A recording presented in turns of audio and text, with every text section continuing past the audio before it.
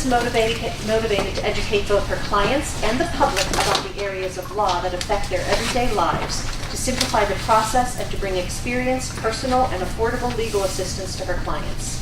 She's been a proud member of WISO since its first inception or first meeting in 2002, and is excited to also be its first sponsor as we come through to that. So let me just introduce Allison Cychosz, speaking about intellectual property. Good afternoon, ladies. So yeah, we're going to talk about intellectual property today. I'm going to go over a brief introduction of the topic, and then we're going to go over how everyone interacts with it in their day-to-day lives and how you should properly deal with it in your everyday lives as well. So intellectual property covers three areas. That's copyright, trademarks, and patents. I do not do patents. It's 1 area long. You have to be specially licensed as an attorney to do a separate bar. But I do copyrights and trademarks in my daily business for my business clients. So let's go over the differences between the three. So copyright is going to cover written materials, also like sound recordings, music, lyrics. So most things that you would interact with there is maybe website, software coding, but of course books are included in that. Trademarks is anything to cover a business name, a business slogan, or a logo. So those three items are trademarks.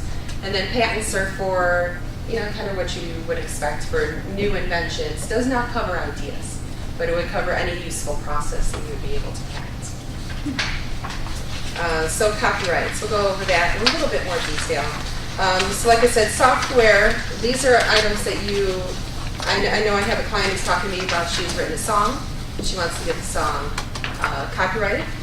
She's also is performing the song, so that you could copyright the lyrics, she could copyright the sound recording, if she does a compilation, she could copyright the whole CD.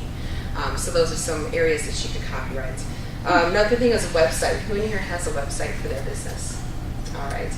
Oh my gosh, everybody. Great. But you can copyright your website as well. The design, the layout, the word content in there, all can be copyrighted. And we're going to go into the details on these. If you happen to be in a business where you have software created for your business, that software code can also be copyrighted as well. Let's see, photographs, we're going to be going over that. Photographs, and also like I'm videotaping today, so those would be copyrighted material as well. Let's see, so in terms of copyright, copyright is something that you file with the Library of Congress, and it's good for the life of the author plus 75 years. So we're going to talk about that in a little bit more detail, because a lot of people are probably using copyrighted material, not aware of it, and are infringing on someone else's copyright. So even though the person who created the copyright or who owns the copyright is dead, does not mean that that copyright died with them. It's 75 years beyond their life. Is that true for everyone, I think? Yeah. Including Florida. So what works are not protected? First of all, they have to be in some kind of a written, tangible expression. Can't be an idea in your head. I even was just talking to someone yesterday who's a member of WISO, and she said, I have this idea, I'm working on my coaching program, and I'm seeing all these people, and they're taking my idea, but it's an idea. She doesn't have a down written expression yet. She's working on her coaching program. It's not protectable. So I told her, make yours unique, make yours different, so that it is yours and yours alone. But it's not protectable yet, because she doesn't have copyright, so I encourage her to get it out very quickly. So works past that protection period, so the life of the author was 75 years. So one thing I'm looking forward to is Walt Disney. I have a Magication company. Walt Disney has been passed away for quite a while. So his is coming up. Come close. By 2020 something, his are coming up. So actually, of course, the Walt Disney Company is working on the Walt Disney exception to the rule and trying to keep those works protected. They are starting to come up, his early works. So it is something to keep in mind. Even happens to big companies. Something that has no original authorship. So if you're taking bits and pieces from everybody, that's not copyrightable just because you recompiled someone else's works. You can use some other things. I'm sure you've seen, you go on, you watch Jon Stewart or some of these news shows. Satire, of course, political speech, that's protected. There are fair uses. You can use snippets of things. But it's only if you do it for these reasons. So commentary, news reporting, teaching, scholarship. So I'm sure the teachers can use some things in their class if they're trying to teach that to their students. They usually get various exceptions to some of those. But they can't then go ahead and print materials and sell it and make it for commercial purposes. So some things you can. Quotes. This is something that I get quite often. People are writing books and they're saying, I want to quote these people, I want to quote this person, I want to quote this author. The person who sent the quote does have copyrights to that. They're the author, it is written in tangible form, and they have rights to that. So if you are going to quote someone, quote Plato. He's been gone. He's beyond the authorship period. It's beyond that. But otherwise, you have to get their permission. So if it's for commercial purposes, yes, you have to get the permission. If it's non-commercial purposes, it's okay. If it's not something you're publishing and getting paid for, and it's not something you're selling, you can probably go ahead and use it. It still may be copyright infringement, but it's unlikely that you're not causing any damage or commercial damage to that person. So, if you don't mind if I have a question? No. If I quote somebody that I heard them say it, but it's not written down anywhere, then that's not copyrighted, right? So, like, if I leave your presentation and I say an idea is not copyrightable well, that's kind of a common knowledge. Oh, okay. So that something that you said, I'm sure you say, super smart stuff to me all the time.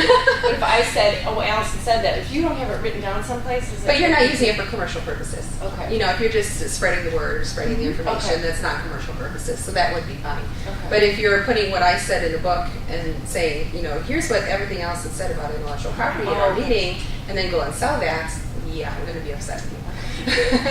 Would I be legally in trouble or would you be There's another topic. You can be legally in trouble, but that doesn't mean someone's going to come after you. So two different topics. So that's karma. Yeah. One more thing about quotes, and because I think often many of us do speeches or talks, and so with quotes, I know that if you are saying somebody said something, if you give them credit, that's okay? If you're using it for commercial purposes, no, you still need to get their permission. Okay, so in other words, if you're doing a video of your speech. Okay, let me just say one thing. If you say it in a speech, and like we're here, and I'm not video recording it, they're not going to come after you. I mean, the likelihood. But if you put it on videotape, and if you're posting that, and if you're trying to sell it as part of a program, it's commercial, and they can find it, so don't do it. Call their marketing people and see if you can get their permission to quote them. Because usually they want to be quoted. It promotes themselves and their program and what they're doing. So, yes. But some people do want to license it to you and have you pay for using it, and then you're like, it's not worth it. Yeah. So what if not worth it just for a quote. You can find someone else, exactly, or just put it in your own words. Yes. I used to have an app, and it was just quotes. All these famous quotes. I mean, and some of them go way back. I mean, as long as you're not researching every single quote, you're just let's say inspirational. Someone who puts some inspirational. Because again, it is something you do in everyday life. People aren't necessarily going to go out. So if you have something that you want to copyright, like your website, what do you do? First thing you can do is put your copyright notice on the website, at the bottom of the website, and it should be something that's on every single page of the website. So I believe I put it in here, the form. So you put the copyright symbol, the name of the company. If you are a company, it's owned by the company, otherwise your individual name, and then the year. So you usually want to put the year of the most recent revision on there. Sometimes you see like 2014 to 2016 means they started it and then revised it. That's fine too. So you do want to do that. The other thing, Allison, that's the most, like, on a website, you have multiple pages that you're constantly changing. So, like, if, do you changed this page in 2016, you put 2016, but the other page hasn't been changed since 2014. No, that's why you usually put that range, and then it's just copied usually in the footer that's on every single page. Right, okay. Kind of like on yours. Yes. But here? Well, do I? Well, yes, I have a copyright on my presentation, but on my website, I think I have a range from 2000 and whatever. But I did revamp it, I think, last year, so I think it changed in 2015. Yeah, but I put things up there, but I still claim the 2015. But if you go and do a revamp, it's changed the date. So really, you change the date when you're doing a big revamp. That one, like if you're just throwing a page on here or there, blog post or something like that on there. But that's a common law trademark, so that's something that you can do. Again, as soon as you author something, you have common law trademark rights to it. Common law means it's just automatic. You can go ahead and do that extra step of filing your trademark with the Library of Congress. I was just talking to someone about that today, that coaching woman who wants to do her books that are almost done. You get a lot more protection if you file that with the Library of Congress. So you get, it's almost like public notice that someone should have known. If they do infringe, they can't claim, well, I didn't know you were out there, because you had actually filed it with the Library of Congress. You also get, if you do have to sue someone for infringement rights, you would get your attorney's fees back because you had filed with the Library of Congress. So you get a lot of extra protection. And it shows that you're really trying to protect that copyright as well. My client yesterday was surprised because I said I need 2 copies of your book when they are published, and we file this with the Library of Congress, and they go in the archive forever. And she was very impressed by that. She's like, wow. But they do keep copies of everything on hand. Yeah, there's the archive. So we're going to move on to images. Social media is a huge infringement zone. Let's just say it. I've even had to go on. I've had a client called me that a contract I had done in my contracts. I put my AMC legal copyright notice on there, and the client had found the contract I did for her was up on the internet. That they don't know how they got it. It was a motorcycle rental agreement. So I called them, and I was able to go through, because you have a process you can go at the website that was posted on, and we were able to remove it. But it was very easy because I had my copyright notice on it. So yeah, anything that you want protected, put that copyright notice on. And so you can always, and then easy too, and I don't file contracts with the Library of Congress. But if it was like your book or something like that, you can easily say, look, I have this filed, it is copyrighted, and it's easier to prove that you have that copyright, as well as someone is infringing it. But social media, if you're looking for royalty-free images, I put a few sources on here for you. You can just do a simple Google search. There are royalty-free images that you pay for. iStock, iCan Photos, those are great. You do have to pay for them. There are some services out there where you can get free clip art, free photos that you can use, and you don't have to worry about infringing anyone's copyrights. Okay, so these are a few good sources for you that I even used today for this presentation in here. But if you are posting on social media, so you're going to have Facebook, Twitter, and Pinterest. Social media sites do not own the work. However, in there, if you read all the very, very tiny fine prints, like Facebook, I put on here below, you are actually granting them a worldwide license in the material that you're posting. So keep that in mind when you are posting things. And then also, if you post a photo, perhaps you're a photographer, you posted a photo you've taken, it's of course great promotion for your business and for your services, but it's out there and people are going to steal it if it's good. So trying to then police it and get people to take it down or something like that. So what you want to do is put a watermark on it, put the copyright notice right on the photo. I'm doing that for all of the photos that I have on Map the Magic that I'm doing. Every single photo has a copyright. It's taking me a lot of time to go through and put that on thousands of images that you better believe I'm putting it on there. Couldn't you just really just take mediocre photos? Nobody wants to steal it. That was our point. Like, we'll take mediocre photos and take it. But with the watermark, what I've learned to do is put my watermark in a space where if they tried to crop it or something, it would just totally ruin the photo. I mean, I had you try and put it in the bottom corner of the right. It's easy to crop it out. Yeah. So, but my watermark's on it. Yeah, but it's right way down at the bottom. Where do you get the watermark? Where do you get that? Photoshop? Yeah. Keep in mind, all of these, Twitter and everybody has their own policies. Facebook's I put on here just as a sample that you're giving them the license because they want people to be able to share it. So you are licensing it to Facebook for use as well. But if you do find that you are being infringed, you can also contact Facebook and they will usually take it down. So the best way to protect your material on social media is if you really don't want it shared, then don't post it. I mean, it's the safest way. But again, then, it's a trade-off, so you just have to consider, is it worth putting it up there? For rules for posting, if you're posting other people's material, if you're posting your own, again, we talked about putting your own copyright notice on there, a watermark, or stating in the comments it's copyrighted. If you have a logo or a slogan or the company name that you want to protect, put the TM notice on there, which is the common law trademark, or the R notice if you're a registered trademark. For instance, on my materials, I have a little R and everything because I'm registered. So that's giving the public notice that you are protecting it with your own intellectual property. Don't just copy material or photos and repost. So if someone is out there and it's copyrighted material and you're not aware of it, share that post so that it doesn't look like you're the one who's going out there and infringing on someone else. Sharing a post is usually better than saying it's your own post and just copying that photo over. I do have a question. If you have a photo shoot with a professional photographer and you actually pay them for your images, We're going to talk about that. okay, excellent. Photos is coming up. Skipping ahead. But I recommend, I know a lot of people in here do social media, I know like Mary Wu. I do a separate business page and a separate personal page because business, if I'm sharing business things, I want to make sure that I'm doing it right. Whereas if you're sharing personal things and it happens to be infringed or something, it's not usually commercially damaging to the other person. So that's just the little thing that I do. I like to keep business and personal separate. Allison, for number 2, include the trademark on your material. Yeah. That's only if you've gone through the process of being trademarked, No, right? there's Oh, a you common could- law trademark, that's the T on. Oh, okay. So if just you like want there's a to common law consulting, copyright. Yeah, put the little T on next to you. It's showing the public that you are claiming the trademark even though you haven't registered. Okay. Where do you I guys? know symbols, right? The T on you can just type in. You could just type in. Yeah, and the register, if you do parens, register with the capital R, it makes it that mark. And the same thing with the copyright parentheses with the C in the middle. Oh, okay. Word will create that symbol for you. Oh, got it. Yeah. So when I do my class and I give a workbook with it, I should have Yes. the TM or the Well, C. C for the materials. Okay. TM for your business name or logo. Okay. Or if you have a slogan. Okay. So photos, what you were trying to get to. So I have a picture of our chimpanzee. I don't know if any of you guys heard about this on the news.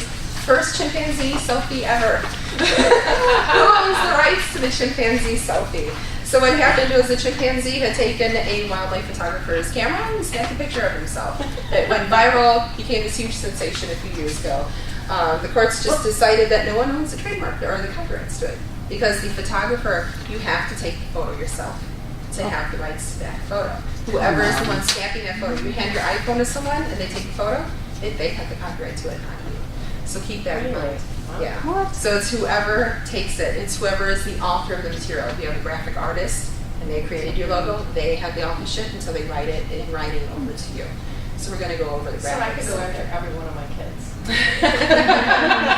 Any waiter that is You have to taking put a up damage. picture of everyone. Yeah, exactly. Well, Jean, to put that in perspective, when we were at the Wisos Christmas party out in Downers Grove and we were taking that big picture, I looked at Allison and I asked about this particular I thing. said, get the waitresses. Yeah, she said permission. technically the waitress is the one with the copyright because we gave the camera to her. Yeah.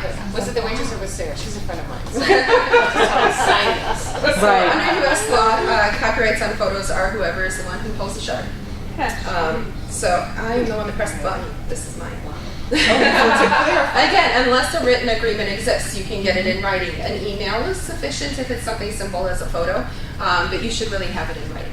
And I know iStock. They give it to you, yes. They give it to you, but if you Not for pay commercial. more. Right, you have to read because it may not be for commercial purposes or it's up to a certain number of uses that you have the license. Then you have to pay more if you want it for more. So to clarify, a professional photographer does a photo shoot and there needs to be something in writing, email, doesn't matter. What should that one line in the email say? Well, it should be a little bit more than a line, but we're giving you all rights. Not only use rights, but ownership rights. So we're giving you all copyrights, we're giving you all trademark rights to reproduce and to print, to do whatever you want with these photos. So like for instance, just yesterday my kids' photo days today, and this year they're offering a CD of the photos. And on their order form it says we are giving you all rights and everything to these photos, and you can use it for social media purposes, printing, whatever you'd like. So yes, if you get a headshot and you want to use it, you get it in writing. If you have a graphic artist create something for your company logo, create your website design, you have to get it in writing. Because also if you want to go ahead and file that trademark with the U.S. Patent and Trademark Office or file that copyright, you need to have ownership rights of it before you can file that. So you need to have it in writing. So again, the next slide was who owns my design, but we just went over that, so it's whoever creates it. And it does. Now, if it is a design, or if it is something in writing, or if it's software, it has to say the words work made for hire.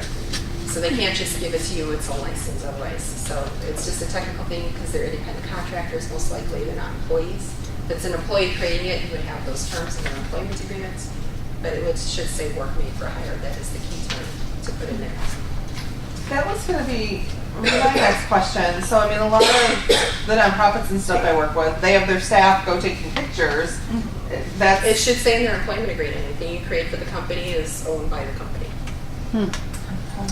Yeah, it's a lot of what I've worked for, worked up into their hire paper. Yeah, a lot of people just skip through these steps because they Yeah. don't know, but if anyone Right. wanted, so for instance, the next slide is if you hire a website designer and great, a year later you want to go and make changes, do you have access to it? Who owns the copyright to it? You should really own the copyrights. But what if you want to go use a different web designer?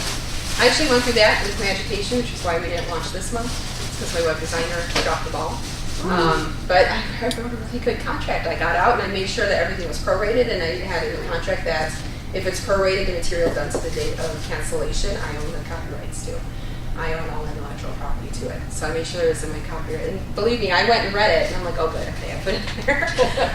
But yeah, You were impressed with yourself. now, yeah, oh, good. I didn't, skip good. over it. But now I'm going and working with a different web developer with those designs. So it's something that I own. That's great. So trademarks, yeah.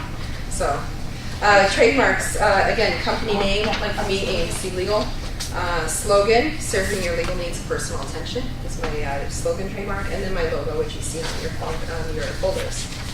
So those are the things that are covered by a trademark. A lot of people put a lot of money into branding. There's graphic design involved, coming up with a business name, website, business cards, brochures, everything. First and foremost, I want to make sure you clear the business name that you are using. Even today, I was hired by a client who opened up 6 months ago, and he is infringing on someone's trademark, and they only filed it in December of last year. So it was only a few months difference, but with a very simple name check, I could have saved him all this. He's being sued, default judgments are going around. I'm trying to get him out of it before the default judgment is entered on Wednesday. Check your names. Give me a call. I will do a quick check for free. It's imperative. It's really hard to get a clear name. Okay. So good branding, getting people to recognize you. So you're putting a lot of money into this. You're putting yourself out. You are your own brand, so you want to make sure that is clear. Again, common law trademark, we went over this. So if you are using it and you have not filed with the U.S. Patent and Trademark Office, it is fine. Just put that TM symbol on there. So at least you are showing the public that you are claiming trademark rights to that. Again, if you're federally registered, like I am for my logo, then you put the law symbol on there. And that shows that you're registered and gives you those additional protections as well. Trademark tips. If you have any graphics or anything done for your business, again, that is done by an independent contractor, make sure you get that in writing. Before you do the business name, do a search, a simple search, can clear up a lot of issues. If you're using something that's common, I would recommend doing a full trademark search and getting the clearance so that you would know. And keep tabs on others who may be using your material. So you do have to go out there every once in a while. Once a month would be great. Once a quarter would be okay. And check and see if anyone else is using your name, or see if you can do some keyword searches, see if your copyrighted materials are put up. If they are put up on websites, you can usually request that they be taken down. So you do. I even myself, you would think other attorneys would know to not infringe on someone's trademark, but I've had other attorneys change their business names throughout the U.S. because they started using AMC Legal. So, yeah, it happens. What's a business name? Let's say you're doing business outside of Illinois, and you want to, let's say Indiana, Wisconsin. You have to check it nationally or just locally? Or do a Google search because it'll pick up everything. A Google search? Yes. I also recommend get the domain name. Because if you have your general domain name, get .com, get .net, get it with a dash, get it with a whatever, the different variations will also help to protect your trademark from someone else coming in and getting the .net when you have the .com. You can be very easily confused by showing up. Get the Facebook, everything, get it all. Get it all. Get it all. Yeah. As soon as you have a clear name and you know you're going to use it, go ahead and get everything, all of that. There's so many different variations of names. Well, so you don't have to get the 50 different kind of websites. Because they keep trying to sell me the 50 variations. But when you have, let's say, a name and somebody puts the and then the name, is that the same? Or it's still trademark infringement if they're in the same area of business as you. Okay, so they put a. They may just have the domain, but when the website comes up, are they using that name on the website? And that's actually happened to me. Yeah. So there's someone that has soar clear your name. higher, but the name of the company is Eagle, something Eagle or whatever. It's totally. So because domain names are very difficult to get, perhaps with the company name that they had, so they got something that's a nice name that goes with it. Yeah. If it is a business, like we had discussed with someone else in this room, what are they going to do when they die? And they said, I don't care, it's going to go. Then, maybe you don't want to invest in doing all of this. But if it is something that you're at the beginning of the business and you're building the brand, You might bring on partners, you might sell it if something happens to you, or if it becomes successful, you really want to have those trademarks filed because that's part of the business assets. And if you are selling a business, they really look to that because they want to buy the name and the branding and everything that goes along with it and make sure it's protected. So that's yes. That's my question. I did it because obviously I found other people using it, and I was glad I had it. Is that sellable then? When you Yes, it is an asset of the business. Yep. It's a business, sell the whole thing. Yep. How many years is it because of how many years it's been in business? Is that the value? Does it keep getting? Well, it just goes into the overall assets and goodwill of the business, so it's kind of lumped into goodwill. Or is it a brand name? Is it well known? Or is someone just coming and buying a book of customers? So it kind of goes into all of that when you're looking at the sale and how much it's worth. If you have a story, let's say very strong storyline, and you do an outline, and then you take that and you give it to somebody to, let's say, enhance it, or Non-disclosure and non-compete agreements. is that what happens? Yes, Okay. and it becomes difficult because you want to make sure that you have people who know that this outline is out there, because how do you prove, even with the non-disclosure, you'll say, I'll have this outline, but what's included in the outline? You want to maybe have them initial the outline and date it so that you can prove that they got it and that was involved in the transaction. Yeah. So, yeah, but NDAs, non-disclosure agreements, are very prominent when you're talking to someone about intellectual property. So if it's a movie script, or if it's somebody you're going to have a ghostwriter or anything like I that. have a client right now, a really good friend of mine, he's developing a board game. So he has all of the characters, all of the graphics done. He's invested thousands of dollars into it. So NDA went to the website developer and the graphic designers and everyone he's working with so that his ideas aren't sold. Yeah. Yes. When I publish a collaborative book, each author is responsible for a single chapter. In the agreement, I state it's their intellectual property. They're just giving me permission to publish it in a collaborative book. Right. But now, when I do the copyright for the book itself, does that cover everyone in the book, or do they need to do their own individual in addition They to should that? do their own individual so that they can use it for their own purposes, and then the compilation is what you are doing, and that would be your copyright. Wow. Okay. Thank you. So much.